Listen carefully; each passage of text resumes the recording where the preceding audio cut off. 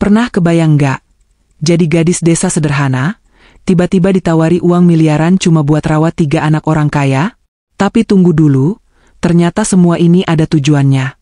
Tujuan yang nggak pernah dia sangka, dan mungkin juga bikin kamu merinding saat tahu kebenarannya. Assalamualaikum teman-teman semua. Selamat datang di channel ini, tempat kita membahas cerita-cerita penuh pelajaran hidup, misteri, dan juga kisah inspiratif yang bisa bikin kamu mikir 2 kali tentang dunia ini. Kalau kamu suka cerita-cerita seperti ini, jangan lupa ya klik like, tulis komentar kamu di bawah, dan tentu aja subscribe biar nggak ketinggalan video terbaru dari kami.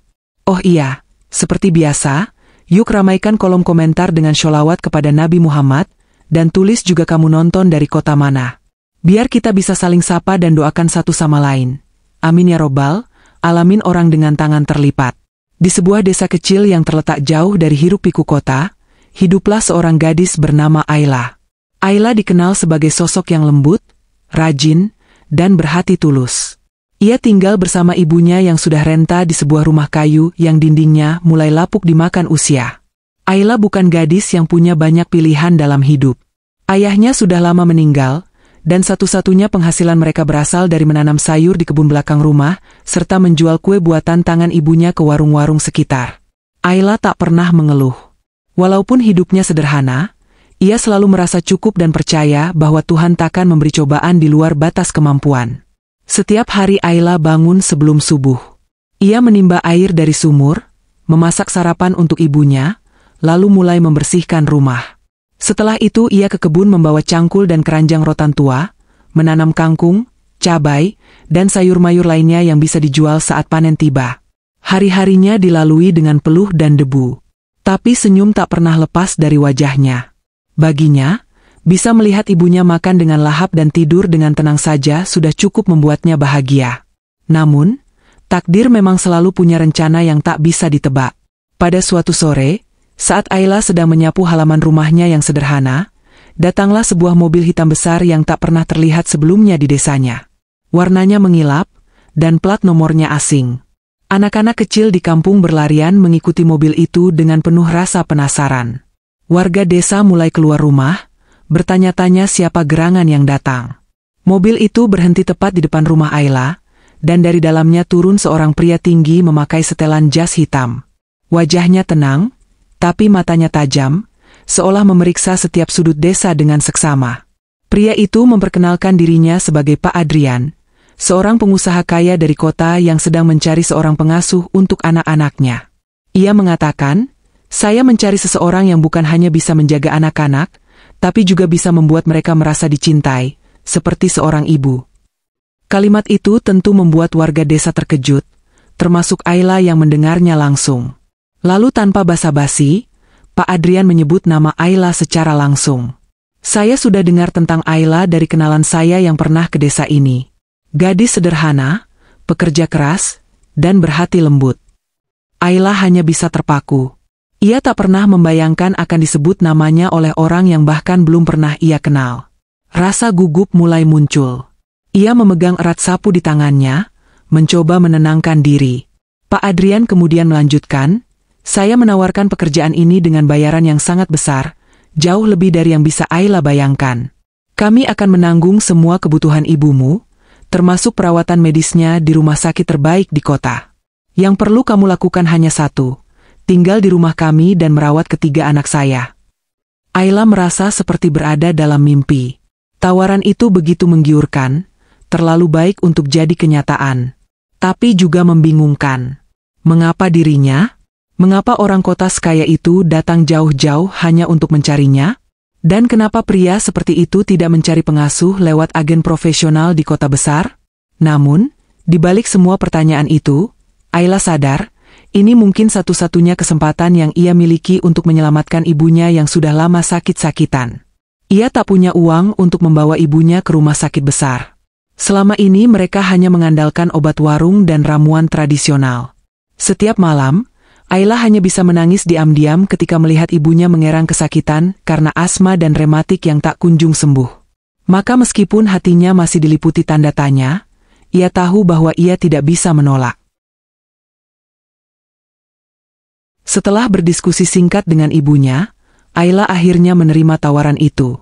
Ibunya sempat menangis, bukan karena sedih ditinggal, tapi karena terharu. "Nak, kalau ini bisa menyelamatkan hidup kita, Ibu ikhlas. Tapi hati-hati ya di sana," ucapnya sambil menggenggam tangan Ayla. Malam itu, Ayla hanya bisa menatap langit-langit kamar. Di benaknya, berkecamuk perasaan takut, cemas, penasaran, sekaligus harapan. Apa yang akan ia hadapi nanti? Bagaimana rupa anak-anak yang harus ia rawat? Apakah benar semua ini hanya tentang menjadi pengasuh? Atau ada hal lain yang belum diceritakan? Ia menutup matanya, berusaha tidur, meski hatinya tetap gelisah. Keesokan paginya, mobil hitam itu kembali datang. Ayla pamit kepada ibunya, tetangga-tetangganya, dan membawa satu tas kecil berisi pakaian seadanya. Ia belum pernah pergi sejauh itu dari rumah. Sepanjang perjalanan ke kota, ia hanya diam, memandangi sawah-sawah yang berganti menjadi gedung-gedung tinggi. Detak jantungnya semakin cepat, terutama saat mobil mulai memasuki area kompleks elit, melewati gerbang besar dengan penjagaan ketat. Mobil berhenti di depan sebuah rumah yang lebih mirip istana. Pilar-pilarnya menjulang tinggi, taman depan dipenuhi bunga-bunga mahal yang hanya dilihat Ayla di televisi. Saat pintu rumah dibuka, seorang wanita parubaya menyambutnya dan memperkenalkannya sebagai kepala pelayan. Ia kemudian mengatakan, "Selamat datang, Nona Ayla. Tuan Adrian sudah menunggu. Anak-anak ada di lantai atas." Saat Ayla menaiki tangga dan menginjak lantai rumah yang berkilau seperti kaca, ia sadar, hidupnya takkan pernah sama lagi. Dan tanpa ia tahu, pintu menuju masa lalu dan rahasia kelam keluarga ini, perlahan mulai terbuka. Setelah beberapa saat tinggal di rumah mewah itu, Ayla mulai menyadari bahwa kehidupannya yang baru tidaklah seindah yang tampak di permukaan.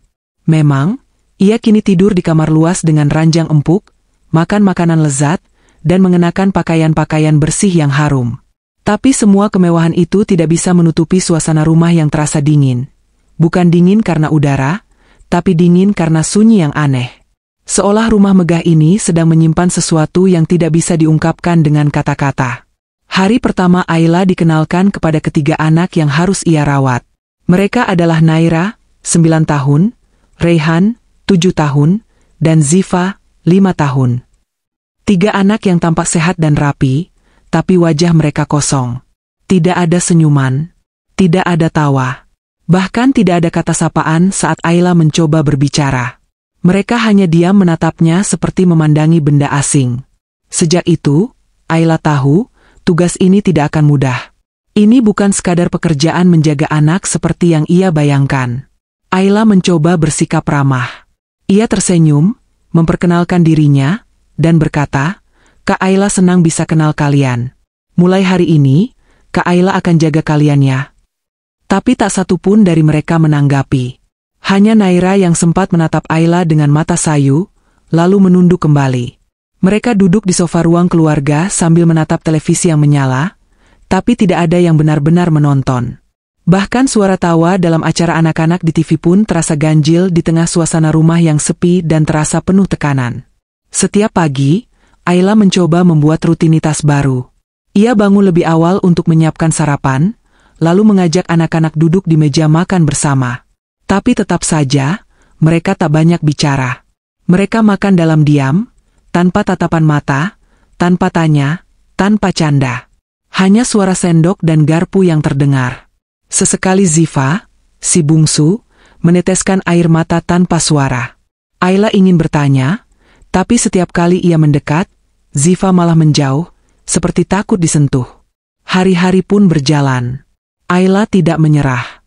Ia mencoba berbagai cara agar anak-anak ini bisa mulai terbuka. Ia ajak mereka bermain tebak-tebakan, menggambar, hingga membuat camilan dari resep desa. Kadang Ayla bernyanyi pelan lagu-lagu anak yang dulu sering ia dengar saat kecil. Tapi yang paling berhasil adalah saat ia mulai bercerita dongeng sebelum tidur. Setiap malam, ia duduk di depan pintu kamar anak-anak, membacakan cerita rakyat, legenda dari desanya, dan kisah-kisah inspiratif tentang keberanian dan cinta.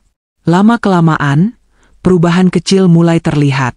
Ziva, yang awalnya selalu sembunyi di balik bantal, kini mulai mengintip dari balik selimut saat Ayla mulai bercerita. Raihan kadang tertawa kecil saat Ayla bercerita tentang kancil yang menipu buaya. Bahkan Naira, yang paling pendiam, pernah ikut menyelesaikan akhir cerita yang Ayla buat-buat. Hati Ayla hangat saat pertama kali Naira menyebut namanya, walau lirih. Kak Ayla, ceritanya belum selesai.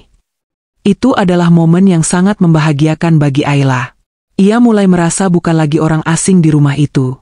Setiap hari ia mencatat kemajuan anak-anak itu di buku kecil miliknya. Ia menulis, hari ini Ziva memeluk aku dari belakang. Mungkin dia mulai percaya kalau aku bukan orang jahat. Dan di bawah tulisan itu, ia menggambar hati kecil. Namun, di tengah kemajuan itu, Ayla juga mulai merasa ada yang aneh. Ada malam-malam saat ia mendengar bisikan dari kamar anak-anak, suara seperti tangisan yang tertahan. Kadang Naira terlihat menatap kosong keluar jendela, lalu berkata lirih, ibu suka berdiri di sana, sebelum dia pergi. Ayla sempat bertanya, ibu siapa? Nah? Tapi Naira hanya menjawab, ibu yang sudah dibawa pergi sama ayah. Kalimat itu menghantam batin Ayla seperti badai. Ia mulai bertanya-tanya, kemana sebenarnya ibu kandung mereka? Mengapa tidak ada foto sang ibu di rumah ini? Mengapa anak-anak ini seperti trauma dan takut jika mendengar kata ayah? Padahal Tuan Adrian terlihat sangat baik di hadapan Ayla. Ia bersikap sopan, membayar dengan sangat layak, bahkan sering menanyakan kabar Ayla dan ibunya di desa. Rasa penasaran Ayla semakin dalam saat suatu hari, ia melihat salah satu kamar di lantai 2 yang selalu terkunci. Ia mencoba membukanya, tapi gagangnya tidak bisa diputar. Saat bertanya kepada kepala pelayan, wanita itu hanya menjawab dingin, itu kamar yang tidak boleh dibuka. Bahkan anak-anak pun dilarang masuk ke sana. Jawaban itu justru membuat Ayla semakin curiga.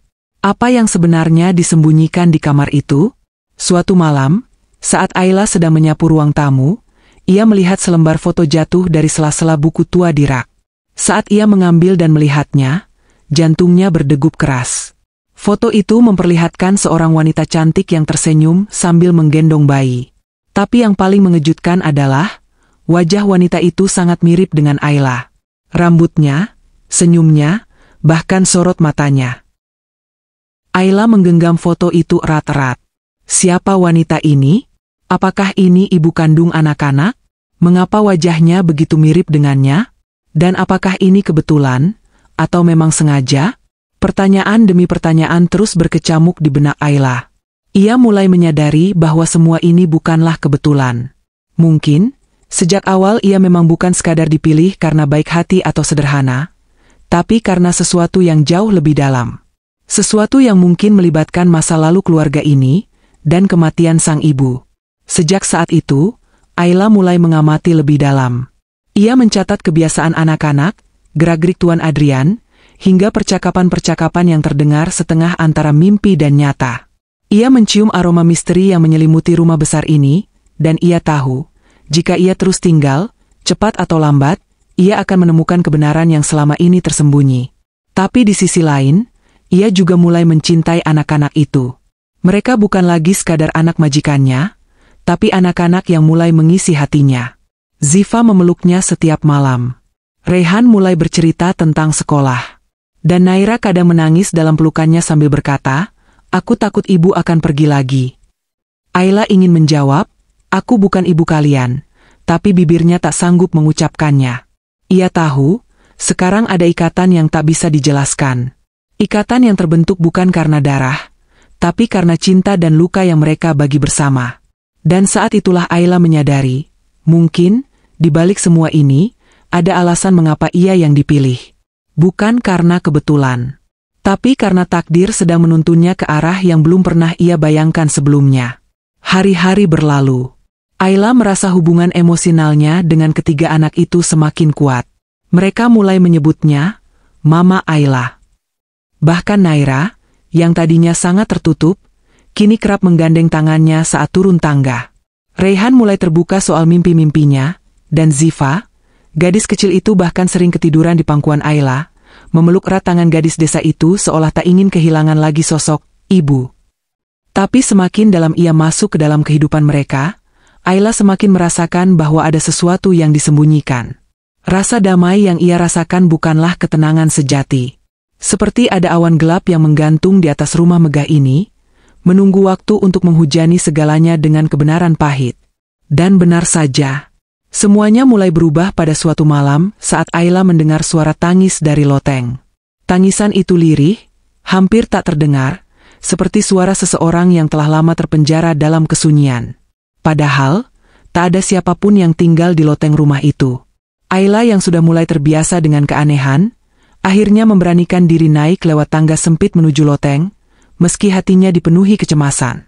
Begitu ia mendorong pintu tua itu, jantung Ayla berdegup tak karuan. Ia melihat ruangan penuh debu dengan rak buku, beberapa koper tua, dan sebuah lukisan besar yang ditutupi kain putih. Di sudut ruangan, ada sebuah lemari kaca yang terkunci. Di dalamnya, ada berbagai benda pribadi, gaun wanita, sepatu, jurnal harian, hingga boneka tua yang tampak usang. Saat Ayla menyibak kain penutup lukisan, ia terhenyak. Itu adalah potret keluarga besar, Tuan Adrian, ketiga anaknya, dan seorang wanita cantik yang tengah menggendong Ziva kecil. Wanita itu adalah orang yang sama dengan yang ada di foto yang Ayla temukan sebelumnya. Dan sekali lagi, ia tak bisa menyangkal, wanita itu memang sangat mirip dengannya. Begitu mirip hingga seolah-olah mereka adalah orang yang sama dari masa lalu. Ayla merasakan dingin menjalari tengkuknya. Ia mengambil jurnal harian yang ada di lemari, dan saat membacanya, segalanya mulai terungkap. Jurnal itu milik wanita bernama Nadira, istri Tuan Adrian dan ibu kandung dari anak-anak itu. Ia menulis bahwa dirinya adalah anak angkat dari keluarga miskin yang tinggal di desa terpencil. Ia dibawa oleh keluarga kaya saat masih bayi, karena wajahnya sangat mirip dengan anak perempuan mereka yang meninggal saat lahir. Nadira tak pernah tahu siapa orang tua kandungnya. Ia dibesarkan dalam kemewahan, tapi jauh di dalam hati, ia selalu merasa kehilangan sesuatu, identitasnya. Dalam salah satu catatan terakhirnya, Nadira menulis, "Aku ingin mencari akar asalku, desa tempat aku mungkin dilahirkan, tempat ibu kandungku menitikkan air mata saat melepaskanku." Tapi Adrian tak mengizinkan. Ia bilang masa lalu hanya akan merusak segalanya. Ayla menutup buku itu dengan tangan gemetar. Seketika, potongan-potongan puzzle di kepalanya mulai menyatu. Bisa jadi, dirinya adalah adik kandung dari Nadira. Atau, lebih dari itu, apakah ia adalah anak dari ibu kandung Nadira? Apakah mereka saudara tiri? Atau, mungkinkah Nadira memang ibunya? Pikiran Ayla kacau. Tapi belum sempat ia mencari jawaban lebih jauh, langkah kaki berat terdengar di tangga loteng. Ayla membalikkan badan dan melihat Tuan Adrian berdiri di sana dengan tatapan tajam, tak seperti biasanya. Tak ada lagi wajah ramah atau senyum sopan. Hanya aura gelap dan amarah yang ditahan bertahun-tahun. "Aku tahu pada akhirnya kamu akan kesini," kata Tuan Adrian, suaranya berat. "Apa maksud semua ini, Pak Adrian? Siapa sebenarnya Nadira? Kenapa wajah kami sangat mirip?" tanya Ayla dengan suara tercekat. Adrian berjalan pelan, lalu duduk di kursi kayu tua. Ia menatap lukisan besar itu dengan mata sayu. Lalu ia mulai bercerita, perlahan, seolah melepaskan beban yang sudah lama ia pendam. "Nadira bukan hanya istriku. Dia adalah hidupku. Tapi sejak kecil, dia selalu bertanya tentang siapa dirinya yang sebenarnya. Dia tahu bahwa orang tua angkatnya bukan orang tua kandung. Suatu hari, dia nekat pergi ke desa tempat asalnya. Tapi dia tak pernah kembali sama lagi. Ia berubah. Jadi gelisah. Mulai menyelidiki masa lalunya. Dan akhirnya, ia mulai menyalahkanku. Dia ingin meninggalkan semuanya demi mencari kebenaran." Ayla mendengarkan dengan dada sesak.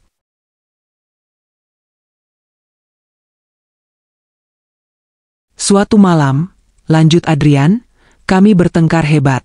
Dia bilang ingin menceraikan aku, membawa anak-anak, dan tinggal di desa. Dia yakin dia menemukan keluarganya. Tapi aku tak bisa kehilangan dia. Aku." Adrian berhenti sejenak, lalu menunduk. "Aku mengunci dia di kamar atas selama berhari-hari. Kupikir dia akan berubah pikiran. Tapi suatu malam, dia lompat dari balkon kamar. Semuanya selesai." Ayla menutup mulutnya, air matanya jatuh tak tertahankan. Anak-anak melihat tubuh ibunya di halaman. Sejak itu mereka tak pernah sama lagi. Mereka takut padaku. Mereka pikir, aku membunuh ibu mereka. Dan mungkin, mereka benar. Ayla berdiri mematung. Sekarang ia tahu, alasan kenapa anak-anak begitu kosong.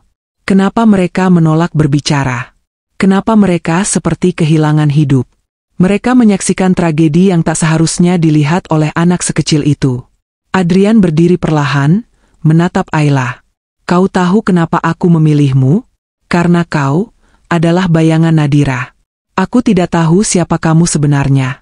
Tapi saat melihatmu, anak-anakku tersenyum lagi. Mereka memelukmu. Mereka merasa ibu mereka kembali. Dan aku merasa dosaku sedikit ditebus. Ayla menangis, tak tahu harus berkata apa. Ia ingin marah. Tapi ia juga melihat penderitaan yang dalam di mata pria itu. Ia tahu, cinta dan kesalahan bisa berjalan berdampingan dalam manusia. Hari-hari setelah kejadian itu berjalan seperti dalam mimpi. Ayla tetap tinggal. Ia memutuskan untuk tidak pergi. Bukan karena uang, bukan karena rasa kasihan, tapi karena anak-anak itu membutuhkannya. Ia tahu, tak seorang pun bisa menggantikan ibu mereka. Tapi ia bisa menjadi pelindung mereka. Seseorang yang mereka percaya, yang mereka cintai. Akhirnya, Ayla memutuskan untuk menyelidiki lebih dalam asal-usulnya. Ia kembali ke desa, menemui orang tua angkat Nadira, mencari catatan lama, dan berbicara dengan tetua desa. Dan dari semua itu, Ayla menemukan kenyataan bahwa dirinya memang lahir dari keluarga yang sama dengan Nadira. Mereka adalah saudara tiri, memiliki ibu yang sama, namun dari ayah yang berbeda. Air mata Ayla tak henti mengalir. Sekarang semuanya jelas. Ia bukan hanya pengasuh. Ia adalah bagian dari keluarga ini. Dan anak-anak itu adalah darah daging dari kakaknya. Ia akan menjaga mereka, bukan karena kontrak kerja, tapi karena cinta. Jadi teman-teman, dari cerita ini kita bisa belajar. Kadang takdir mempertemukan kita dengan orang lain bukan karena kebetulan, tapi karena kita dibutuhkan dalam hidup mereka. Kalau kalian suka dengan kisah ini, jangan lupa share ke teman-teman, dan tulis di komentar. Kalau kamu jadi Ayla, apa yang akan kamu lakukan? Sampai jumpa di cerita inspiratif selanjutnya. Wassalamualaikum warahmatullahi wabarakatuh.